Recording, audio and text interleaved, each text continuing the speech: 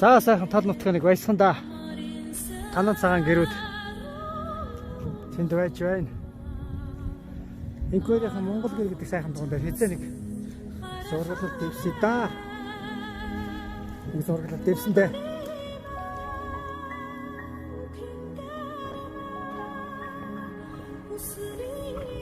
За Төв аймгийн Баян сум ороод баг хангаа төхөд явж байна.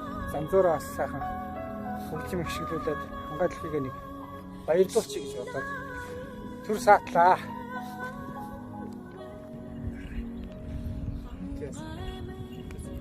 Сая би аваад